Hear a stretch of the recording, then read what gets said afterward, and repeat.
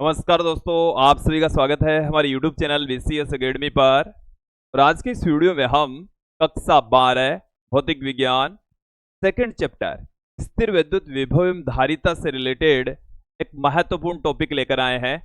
आज के इस वीडियो में हम चालक स्थिर विद्युत का अध्ययन करेंगे। साथ में चालक स्थिर विद्युत से रिलेटेड 5 महत्वपूर्ण तथ्य यहाँ पर देखने वाले हैं, वो प्रूफ करने वाले हैं। विद्यार्थियों, यदि आप हमारे YouTube चैनल पर नए हैं तो चैनल को सब्सक्राइब कर लीजिए, साथ में बेल आइकन भी दबा दीजिए ताकि आपको आगे की वीडियोस के नोटिफिकेशन। अब मैं आपको थोड़ा सा रिवाइज करवाता हूं। विद्यार्थियों, हमने सर्वप्रथम पढ़ा है स्थिर विद्युत की इलेक्ट्रोस्टैटिक्स की भौतिक विज्ञान की वह शाखा जिसमें स्थिर आवेशों के बारे में अध्ययन करते हैं, स्थिर विद्युत की कहलाती है। स्थिर विद्युत की से रिलेटेड हमारे सिलेबस में 2 चैप्टर हैं। तो पहला चैप्टर है वो हमने पहले ही पढ़ लिया है, विद्युत आवेश एवं क्षेत्र। विद्युत आवेश एवं क्षेत्र ये हमने पढ़ लिया है। इसके सभी टॉपिक्स को एक एक करके देख लिया है। आप पहले चैप्टर के सभी टॉपिक्स को हमारे YouTube चैनल पर देख सकते हैं। मैंने पहले चैप्टर के सभी टॉपिक्स की लिंक इस वीडियो के डिस्क्रिप्शन में भी दे रखी है, वहां पर भी जाकर आप उनको देख सकते हैं। दूसरा जो हमारा चैप्टर है स्थिर विद्युत आवेश, स्थिर विद्युत विभव, क्लियर कर लेना, स्थिर विद्युत विभव एवं धारिता ये हमारा दूसरा चैप्टर है। ये जो दोनों ही चैप्टर हैं वो स्थिर विद्युत की से रिलेटेड है। दोनों ही चैप्टर किससे रिलेटेड है? स्थिर विद्युत की। दोनों ही चैप्टर में हम आवेशों को स्थिर मानते हुए सारा का सारा अध्ययन करते हैं। क्लियर? इसमें हमने इस चैप्टर के अंदर हमने 2 चीजें पढ़ ली है, विद्युत विभव के बारे में संपूर्ण जानकारी प्राप्त कर ली है। साथ में विद्युत स्थितिज ऊर्जा, ये 2 टॉपिक हमने पढ़ लिए हैं, समझ लिए। विद्युत स्थितिज, ओके, ये 2 चीजें हमने पढ़ ली है, समझ ली।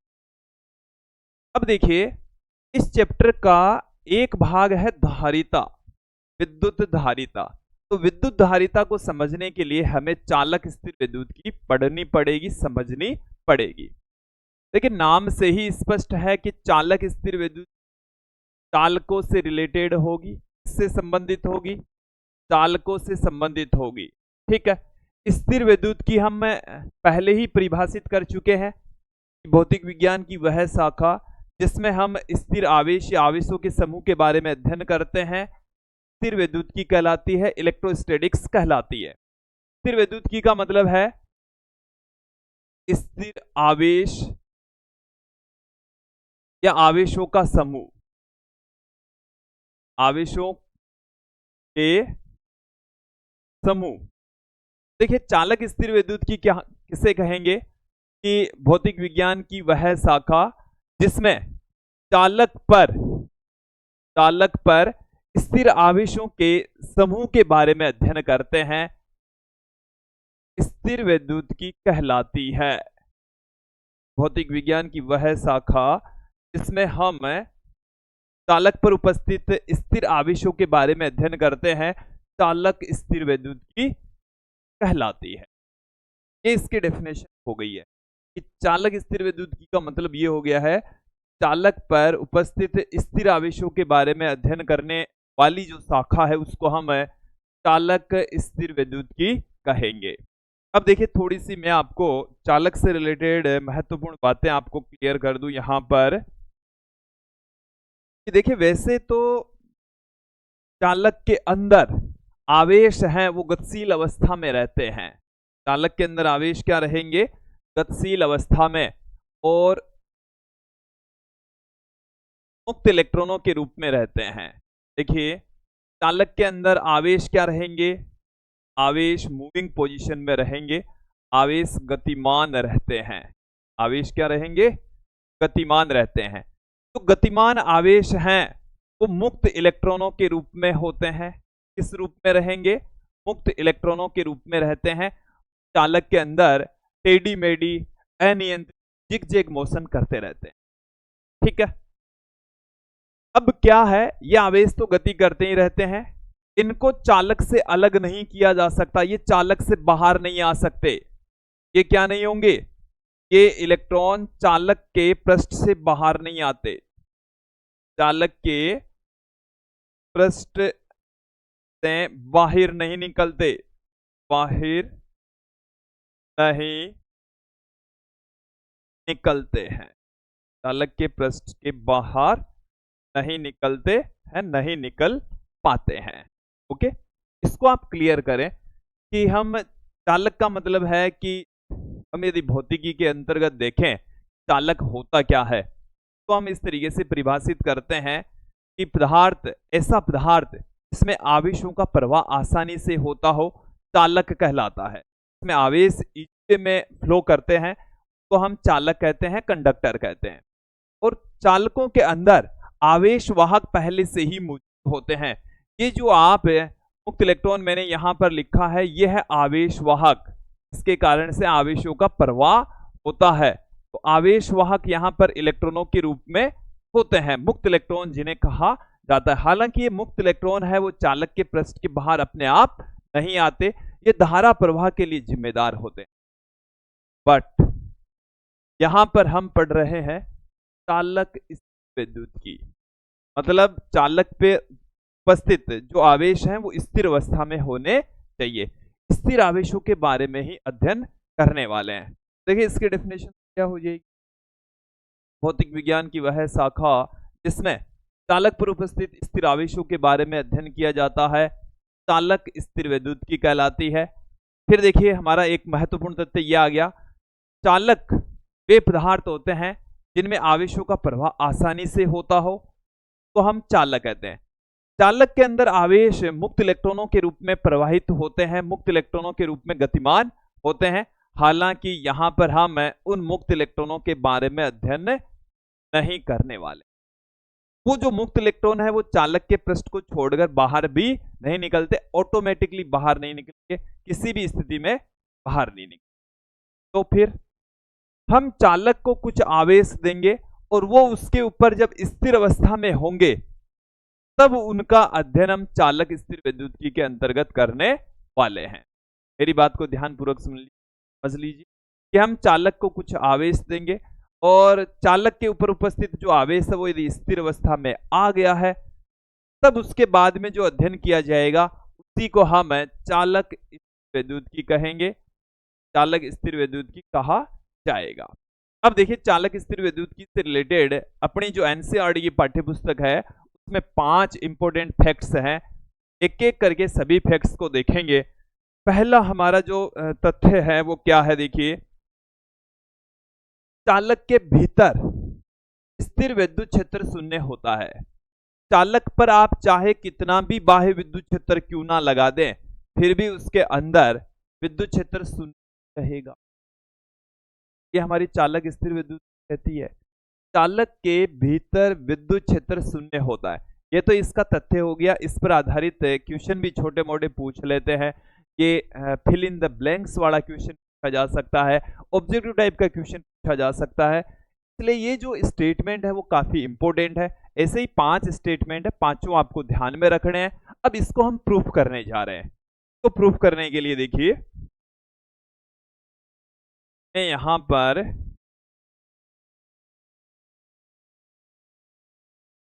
एक चालक लेकर चल रहा हूं। ये हमारे पास में इस तरीके से एक चालक है ऐसे, और इस चालक को हम बाह्य विद्युत क्षेत्र में रख देंगे। चालक को हम कहां रख देंगे? बाह्य विद्युत क्षेत्र में। चलिए एक बार देखेंगे, ये हमारे पास में है चालक, हमारे पास में क्या है?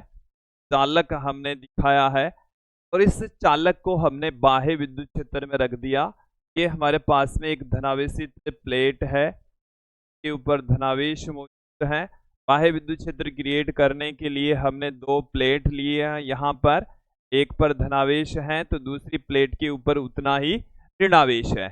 देखिए इस प्लेट से इस प्लेट की ओर, प्लेट से इस प्लेट की ओर यहाँ पर एक विद्युत क्षेत्र उत्पन्न हो जाता है, तो मैं ई एक्सटर्नल से लिख रहा हूं, इसको कहा जा रहा है बाह्य विद्युत क्षेत्र। ई एक्सटर्नल का मतलब क्या है? यह है बाह्य विद्युत क्षेत्र, बाह्य विद्युत क्षेत्र इसको कह रहे हैं, ई एक्सटर्नल से इसको कहा लिखा जा रहा है। ठीक है, अब देखो जैसे ही इस चालक को बाह्य विद्युत क्षेत्र में हम रखते हैं तो इस चालक के पृष्ठ के ऊपर आवेश प्रेरित हो जाता है, आवेश उत्पन्न हो जाता है। कैसे उत्पन्न होगा? इस पॉजिटिव प्लेट के नजदीक वाले पृष्ठ के ऊपर यहां पर ऋणावेश प्रकट हो जाता है। यहां पर क्या आ जाएगा? ऋणावेश आ जाएगा, प्रेरित हो जाएगा, ऑटोमेटिकली प्रेरित हो जाएगा। इसके अंदर पहले से जो आवेश है वही, उन्हीं में से जो ऋणावेश है वो यहां पर आ जाएगा, हमने बाहर से कोई आवेश नहीं दिया। इसी प्रकार से जो ऋणावेशित प्लेट है के नजदीक वाले पृष्ठ के ऊपर यहां पर धनावेश क्रिएट हो जाएगा, धनावेश प्रेरित हो जाएगा, ऐसे प्रेरित हो चुका। अब क्या होगा? इसकी वजह से, इसके कारण से यहां पर एक विद्युत क्षेत्र उत्पन्न होने वाला है। ये जो चालक है इसके अंदर यहां पर इस डायरेक्शन में,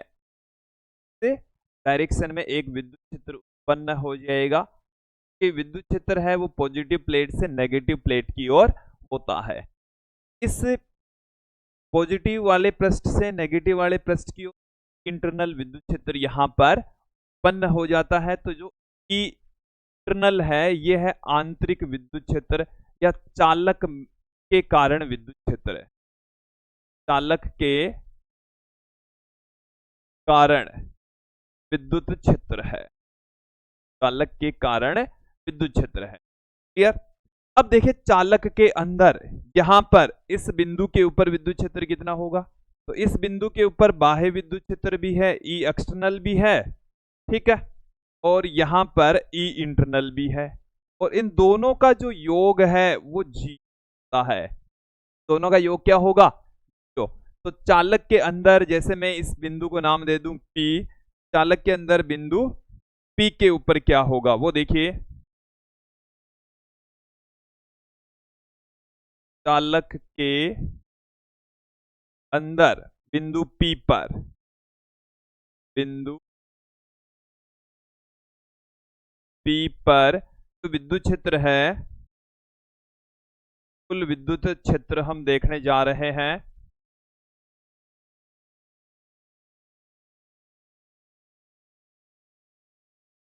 E internal plus E external,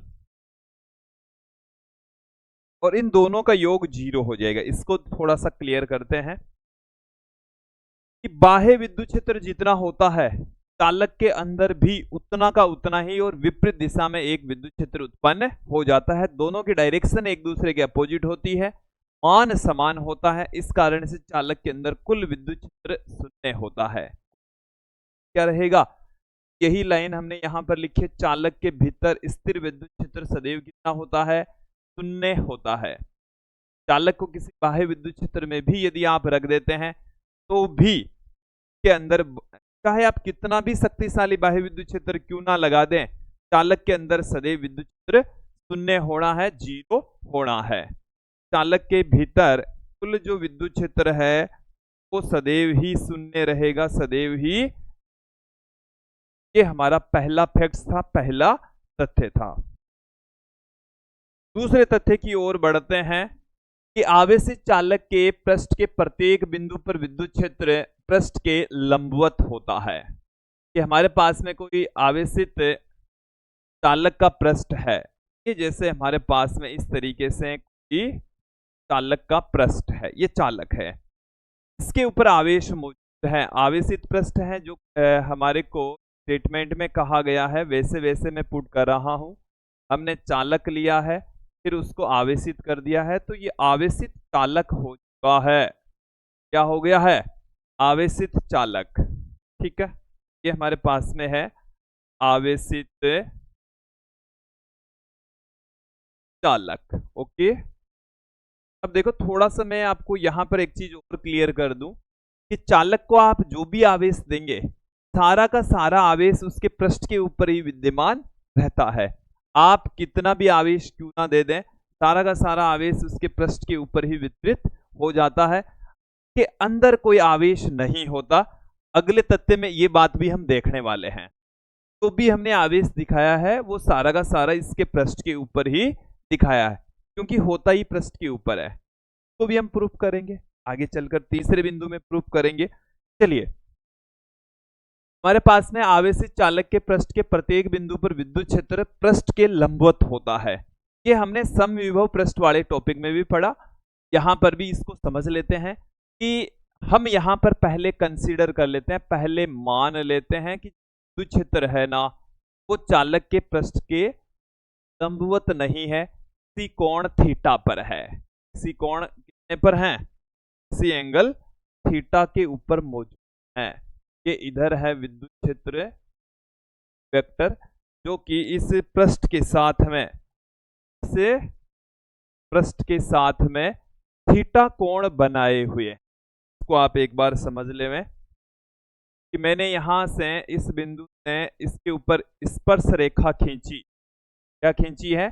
स्पर्श रेखा। वो तो इस डायरेक्शन में, इससे थीटा कोण पर विद्युत क्षेत्र मान लिया।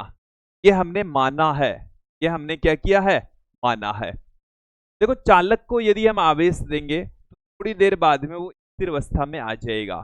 सारा का सारा आवेश क्या होगा? स्थिर अवस्था में होगा। तो स्थैतिक स्थिति में हम ये सब कुछ पढ़ रहे हैं ना, तो स्थिर अवस्था के लिए ही पढ़ रहे हैं। आवेश स्थिर अवस्था में ही है। स्थैतिक स्थिति का मतलब हो गया आवेश स्थिर अवस्था में है, आवेशों पर लगने वाला बल शून्य होगा। आवेशों पर लगने वाला बल, आवेशों पर कार्यरत, आवेशों पर पृष्ठ के अनुदिश कार्यरत, ऐसा लिखना है अपन को। आवेशों पर पृष्ठ के अनुदिश, पृष्ठ के इस कार्यरत बल शून्य होता, कार्यरत बल होता है। समझें एक बार, इस लाइन को आप समझ लीजिए कि यदि हम इस चालक को आवेश देंगे, आवेश दे दिया, वो स्थिर अवस्था में आ गया। स्थिर अवस्था में आ गया, इसका मतलब हो गया कि आवेश पर लगने वाला बल क्या है? पृष्ठ के अनुदिश आवेश गति नहीं कर रहा है, इसका मतलब पृष्ठ के अनुदिश उस आवेश पर लगने वाला टोटल जो बल है वो क्या होगा? शून्य होगा। अब देखिए, किसी भी आवेश पर कार्यरत बल, आवेश पर लगने वाले बल को हम पहले ही पढ़ चुके हैं। आवेश पर बल पहले चैप्टर में पढ़ चुके हैं। F बराबर होता है Q टू E, ये हमने पहले चैप्टर में पढ़ा है। यहां पर चालक के पृष्ठ के अनुदिश से देखिए, आवेश इंटू विद्युत क्षेत्र होता है, तो पृष्ठ के अनुदिश जो क्षेत्र है वो हो जाएगा E cos थीटा। क्षेत्र इधर है, पृष्ठ के अनुदिश विद्युत क्षेत्र हो जाएगा E cos थीटा। तो कार्यरत बल शून्य होता है, इसका मतलब बल है वो हो जाएगा Q। जैसे कोई आवेश है Q और उस पर क्षेत्र है E cos थीटा, पृष्ठ के अनुदिश विद्युत क्षेत्र E cos थीटा है, बराबर इसकी वैल्यू है 0। एक बार समझें, जैसे हमने लिखा है इसको आपको समझना भी। भाई, चालक को दिया गया आवेश स्थिर अवस्था में आ गया है, यदि हम आवेश यहां पर देंगे तो सारा का सारा आवेश स्थिर अवस्था में आ जाता है। इट मीन्स आवेश के ऊपर कोई बल काम नहीं करता। बल काम नहीं कर रहा, बल इस फॉर्म में होता है F बराबर Q इंटू E, आवेश का विद्युत क्षेत्र, पृष्ठ के अनुदिश विद्युत क्षेत्र। आवेश तो हमने ले लिया Q, और पृष्ठ के अनुदिश विद्युत क्षेत्र का घटक क्या हो जाएगा? इधर E है, और थीटा एंगल पर उसका घटक क्या होगा? E cos theta. तो बल हो जाएगा F बराबर Q into E cos theta, और इसका मान है 0 के बराबर। इसकी वैल्यू किसके बराबर है? 0 के बराबर। इसकी वैल्यू 0 के बराबर है, लेकिन Q है वो 0 नहीं है, और विद्युत क्षेत्र की तीव्रता है ये भी 0 नहीं है। तो ये दोनों ही 0 नहीं है, तो कौन 0 है? कोस थीटा की वैल्यू 0 है। कोस थीटा कितना है?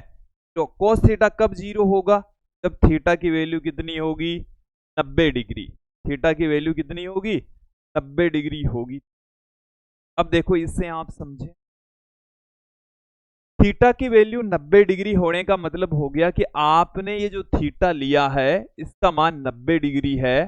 जो विद्युत क्षेत्र होता है वो चालक के पृष्ठ के लंबवत ही, विद्युत क्षेत्र होता है वो चालक के पृष्ठ के लंबवत ही होता है। ये जैसे हमारे पास में चालक का पृष्ठ है, तो इसमें जो विद्युत क्षेत्र होगा वो इसके पृष्ठ के ठीक लंबवत दिशा में होगा, इससे 90 डिग्री के कोण पर होगा। ये हमने प्रूफ कर दिया। लैंग्वेज ज्यादा मैं पुट नहीं करवा रहा, लैंग्वेज के लिए आप हमारे हैंड रिटन नोट्स में ले सकते हैं।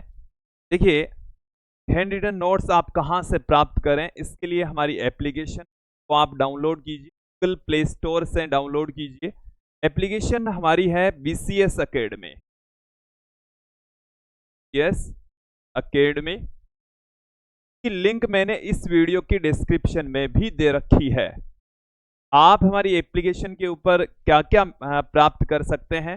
आपको हैंड रिटन नोट्स मिल जाएंगे। पहला काम तो है हैंड रिटन नोट्स आपको जाएंगे। हैंड रिटन नोट्स हैं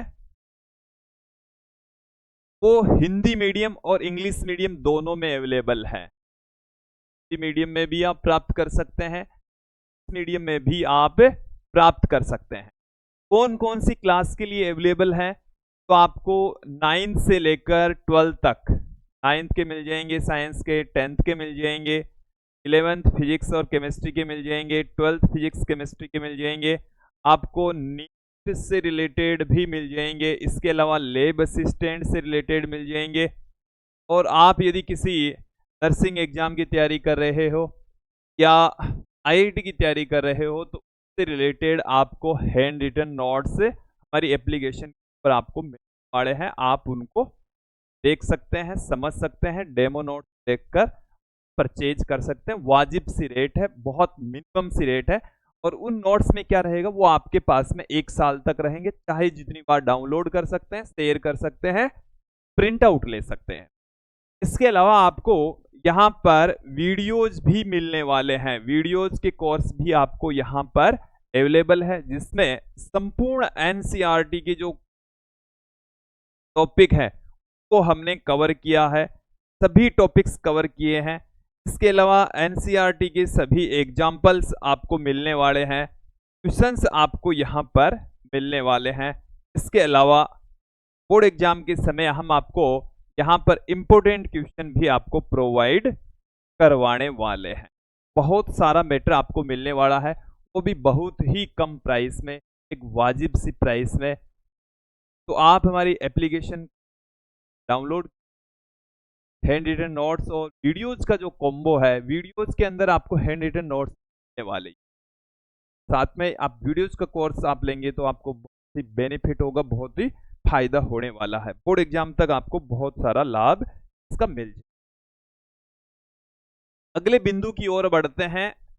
देखिए क्या है, स्थितिक स्थिति में चालक के अभ्यंतर में कोई अतिरिक्त आवेश नहीं हो सकता। स्थिर अवस्था के अंदर चालक के अंदर कोई अतिरिक्त आवेश पॉसिबल नहीं है। ये जैसे हमारे पास में कोई चालक है, ठीक है, इस चालक को हम आवेश देंगे तो हम ये जानते हैं कि चालक के भीतर आवेश नहीं होता, सारा का सारा जो आवेश है उसके पृष्ठ के ऊपर ही विद्यमान होता है। हमने पहले बिंदु के अकॉर्डिंग ये भी जाना है कि चालक के भीतर तो क्षेत्र है वो भी शून्य होता है। क्षेत्र कितना होता है? शून्य होता है, ठीक है, ये हम जानते हैं, ये हमने पहले बिंदु में पढ़ लिया। ओके, अब हम पढ़ने वाले हैं किसी चालक के अभ्यंतर। अभ्यंतर का मतलब यहां पर है चालक के अंदर, पृष्ठ के आंतरिक भाग में कोई अतिरिक्त आवेश, अतिरिक्त आवेश नहीं हो सकता। इसका मतलब पहले से तो आवेश मौजूद है, पहले से तो आवेश मौजूद है, क्योंकि चालक है वो परमाणुओं से मिलकर बना हुआ है। चालक के अंदर क्या मौजूद है? परमाणु है, और परमाणु है उसके अंदर क्या मौजूद है? प्रोटॉन भी है, तो वो प्रोटॉन है तो आवेश है। प्रोटॉन भी है और परमाणु के अंदर इलेक्ट्रॉन भी है, इसका मतलब आवेश तो है इसमें, बट उनका जो टोटल आवेश है वो जीरो है। किसी भी परमाणु के अंदर कुल आवेश कितना होता है? जीरो होता है। तो इसी कारण से किसी चालक के अंदर कुल आवेश कितना है? लेकिन यदि हम किसी चालक को आवेश दे दें, क्या वो पृष्ठ से अंदर चला जाएगा? ये हम देखना चाह रहे हैं। देखिए, चालक के अंदर भी आवेश जीरो है, कोई अतिरिक्त आवेश, इस प्रोटॉन इलेक्ट्रॉन के अलावा कोई अतिरिक्त आवेश आपने दिया, वो भी सारा का सारा उसके पृष्ठ के ऊपर ही विद्यमान रहता है, अंदर मौजूद नहीं रहता। क्यों नहीं रहता? इसके लिए हम गाउस के नियम काम में लेंगे। गाउस का नियम देखिए हमें क्या कहता है। गाउस के नियम से, गाउस का नियम हमें ये कहता है I बराबर vector dot ds vector equal to summation upon में एप्सिलॉन नॉट, हमें ये कहता है। ठीक है, गाउस का नियम ये। अब देखो, यहां पर पहले बिंदु से हम जानते हैं कि चालक के अभ्यंतर कोई अतिरिक्त, चालक के अंदर जो विद्युत क्षेत्र है वो शून्य होता है, पहला बिंदु यही था। चालक के अंदर विद्युत क्षेत्र जीरो है, तो ये वाली वैल्यू तो हो गई जीरो, ये वाली वैल्यू जीरो होगी, तो समेशन क्यू अपॉन में एप्सिलॉन नॉट जीरो। इधर इसको गुणा कर देंगे तो समेशन क्यू इक्वल टू कितना आ गया? जीरो आ गया। इसका मतलब ये हो गया कि स्थितिक स्थिति के अंदर चालक के अभ्यंतर कोई अतिरिक्त आवेश नहीं हो सकता। चालक के अंदर आवेशों का बीजगणित योग सदैव शून्य होता है, कोई अतिरिक्त आवेश सकता। लैंग्वेज में यहां पर ज्यादा पुट नहीं करवा रहा, बट आपको समझाने जा रहा हूं, वो आपको ना। अगला बिंदु है कि चालक के समस्त आयतन में स्थिर विद्युत विभव नियत रहता है तथा इसका मान इसके पृष्ठ के समान ही रहता है। स्टेटमेंट कहा गया है, पहले एक बार उसको समझ लेते हैं। ये हमारे पास में चालक है, क्या है भाई? चालक है। अब इसके पृष्ठ के ऊपर ये कोई बिंदु है ए, और इसके अंदर ये कोई बिंदु है बी। पृष्ठ के ऊपर जो विभव है उसको मैं लिख देता हूं वी पृष्ठ, ठीक है, और अंदर जो विभव है उसको मैं लिख देता हूं वी इन। वी इन की स्थिर विद्युत विभव नियत रहता है, नियत रहेगा, कांस्टेंट रहेगा, विद्युत विभव की वैल्यू चेंज नहीं हो, कांस्टेंट रहेगी, तथा इसका मान इसके पृष्ठ के समान, इसके पृष्ठ के ही समान रहेगा। अब यहां पर हम क्या कर लेते हैं, इस बिंदु बी को यहां की बजाय हम इसके पृष्ठ के ऊपर ही लेते हैं, पृष्ठ के ऊपर एक बार पर कोई दूसरा बिंदु ले, यहां पर ये कोई बिंदु है बी, ठीक है, और यहां पर एक बार यहां पर हम लेकर चलेंगे। बिंदु ए पर जो विभव है वो है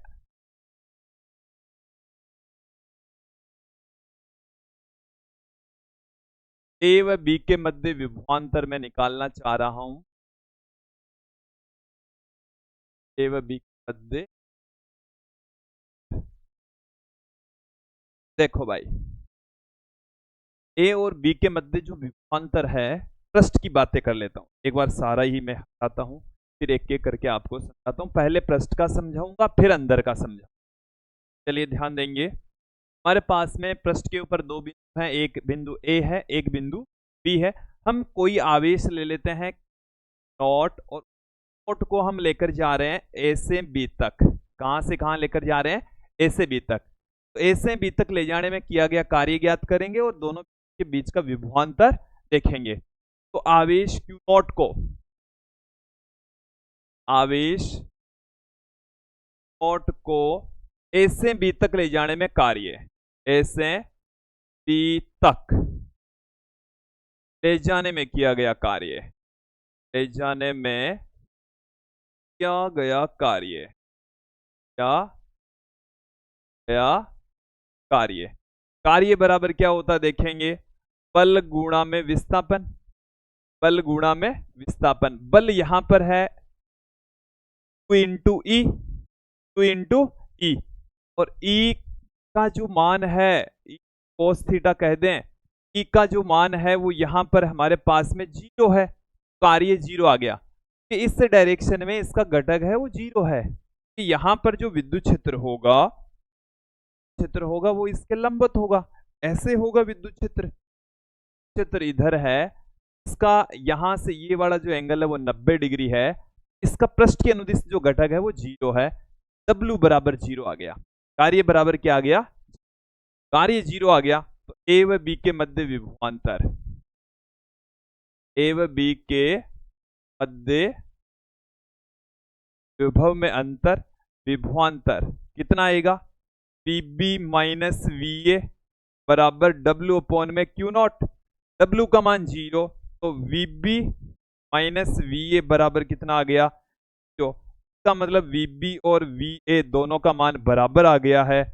इट मीन्स A और B बिंदु पर विभव समान रहता है, यही तो है। चालक के समस्त आयतन में स्थिर विद्युत विभव नियत रहता है, इसका मान इसके पृष्ठ के समान होता है। तो पृष्ठ के ऊपर दो बिंदुओं के मध्य जो विभवांतर है वो जीरो होता है, या विभव एक समान रहता है। इसका मतलब ये हो गया कि चालक का जो पृष्ठ होता है वो समविभव पृष्ठ होता है। इतना क्लियर हो गया। अब मैं अंदर भी ले लेता हूं, यहां पर सिमिलर तरीके से यहां पर भी मैंने यहां दो बिंदु ले लिए हैं, ए डेस बी डेस। हम आवेश को ए से बी तक लेकर जा रहे हैं, ए से कहां, ए डेस से बी डेस तक लेकर जा रहे हैं। तो यहां पर भी देखो विद्युत क्षेत्र जीरो, तो कार्य फिर से जीरो। देखो यहां पर तो इकोस थीटा, पृष्ठ के ऊपर तो इकोस थीटा जीरो था, अंदर तो विद्युत क्षेत्र ही जीरो होता है, अंदर तो विद्युत क्षेत्र ही होता है। चालक के अंदर की बातें हैं।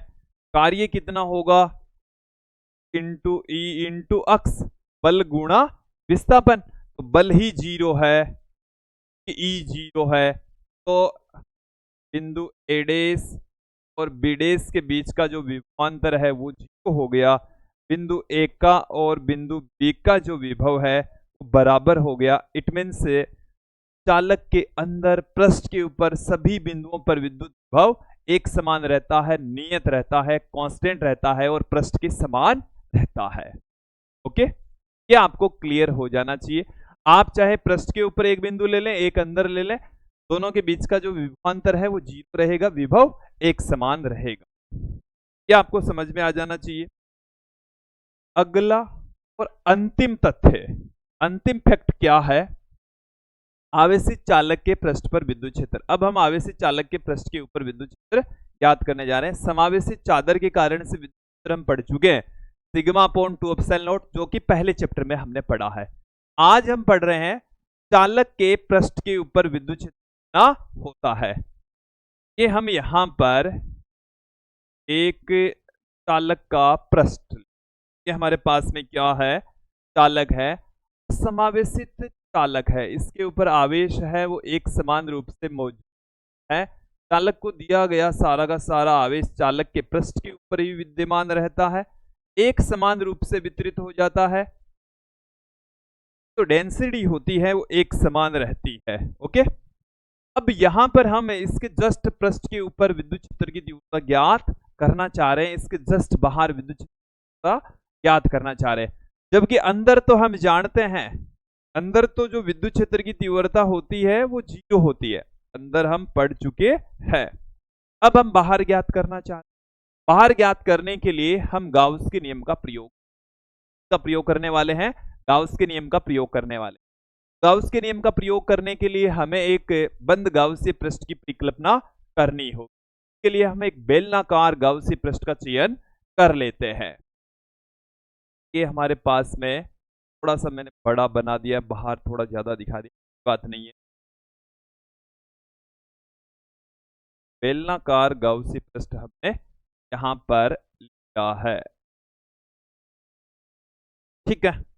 अब देखें,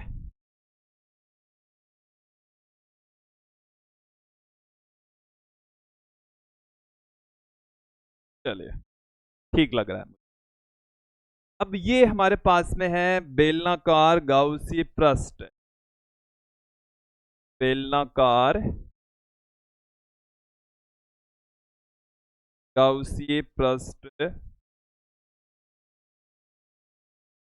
बेलनाकार गाउसीय पृष्ठ है। इस बेलनाकार गाउसीय पृष्ठ को मैं 3 भागों में डिवाइड कर देता हूं।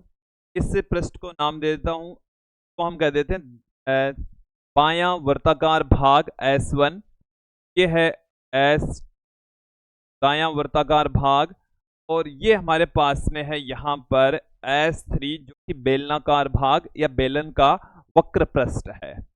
ये 3 टुकड़ों में हमने यहाँ पर तोड़ दिया। अब यहाँ पर विद्युत क्षेत्र और क्षेत्रफल सदिश की डायरेक्शन देखेंगे। विद्युत क्षेत्र होता है दूर की ओर, ये तो है E वेक्टर, ठीक है। इस बिंदु पर, इस पृष्ठ के ऊपर जो क्षेत्रफल सदिश है वो पृष्ठ के लंबवत होता है, तो ds की डायरेक्शन विद्युत क्षेत्र की डायरेक्शन। यहां पर तो विद्युत क्षेत्र ही 0 है, अंदर इस बिंदु के ऊपर तो विद्युत क्षेत्र ही कितना है, तो है क्षेत्र ही कितना होने वाला है, तो होने वाला है। ओके, अब इस पृष्ठ के ऊपर भी देख लेते हैं। इस पृष्ठ के ऊपर विद्युत क्षेत्र तो इस डायरेक्शन में, ये है E वेक्टर, और क्षेत्रफल सदिश है वो इसके लंबवत होने वाला है, ds वेक्टर, दोनों है 90 डिग्री। यहां पर दोनों के बीच का जो कोण है वो है 0, ये आपको ओके। अब लगाएंगे हम गाउस का, देखो गाउस का नियम क्या कहता है।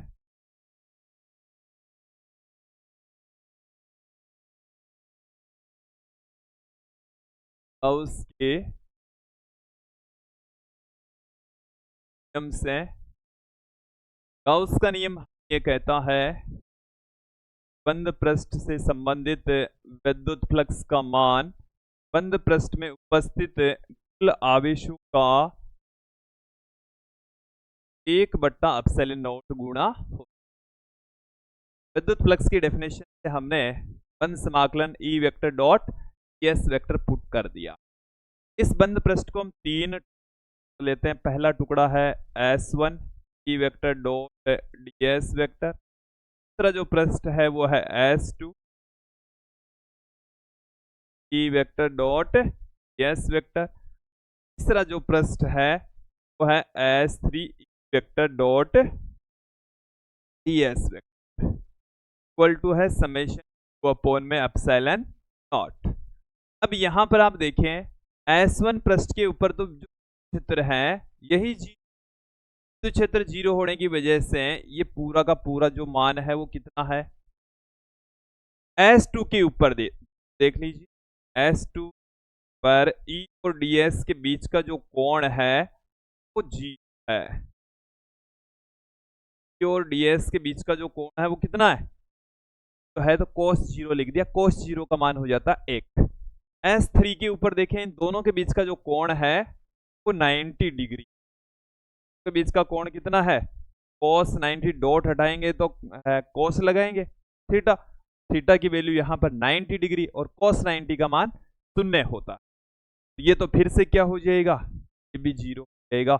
अब समेशन क्यू है इस गाउसी पृष्ठ में आवेश, चालक का पृष्ठीय घनत्व, चालक का पृष्ठीय आवेश घनत्व, पृष्ठीय आवेश घनत्व हम सिग्मा ले लेते हैं, आवेश घनत्व सिग्मा, आवेश बट्टे में क्षेत्रफल, आवेश बट्टे में क्या होता है, क्षेत्रफल होता है, ठीक है, यही इसकी डेफिनेशन है। प्रति एकांक क्षेत्रफल में उपस्थित आवेश पृष्ठीय आवेश घनत्व कहलाता है। अब यहां पर आप ध्यान देंगे, इस गाउसी पृष्ठ के अंदर इतना क्षेत्रफल कवर हो रहा है, इसमें मौजूद जो आवेश है उसको मैं समेशन कह दूं, क्षेत्रफल को S कह दूं, और समेशन क्यू गाउसी पृष्ठ में जो आवेश है सिग्मा इंटू एस के बराबर आ गए, सिग्मा इंटू एस के इक्वल आ गया है। मैं यहां पर पुट कर देता हूं सिग्मा इंटू एस, ठीक है, ये 0, ये भी 0 हो गया। ई को हम इंटीग्रेशन से बाहर पुट कर देते हैं, S2 पृष्ठ का अल्पांशों का क्षेत्रफल सिग्मा इंटू एस बट्टे में एप्सिलॉन नॉट। चलिए यहां पर आप ध्यान दें, इस गाउसियन पृष्ठ के अंदर इस वर्गाकार भाग का क्षेत्रफल हमने एस माना, देखो इधर माना, ये तो क्षेत्रफल लिया, बड़े भाग का क्षेत्रफल हमने कितना लिया, बड़ा जो भाग है इसका क्षेत्रफल एस लिया, तो S2 का भी क्षेत्रफल कितना होगा, एस ही होगा, E इंटू एस बराबर आ गया सिग्मा इंटू एस बट्टे में एप्सिलॉन नॉट। यहां से हमारे पास में E की वैल्यू है वो क्या मिल रही है, सिग्मा बटे व एप्सिलॉन नॉट। क्या आ गया हमारे पास में, किसी चालक के कारण से उसके पृष्ठ पर विद्युत क्षेत्र की तीव्रता E बराबर सिग्मा अपॉन एप्सिलॉन नॉट। ये विद्युत क्षेत्र आ चुका, जो कि दूरी के ऊपर डिपेंड नहीं करता, तो आप इस तरीके से सदिश के रूप में दिखा सकते हैं। हमने पतली चादर के कारण से तीव्रता देखी है, वो देखी थी सिग्मा अपॉन 2 एप्सिलॉन नॉट, यह है सिग्मा अपॉन एप्सिलॉन नॉट।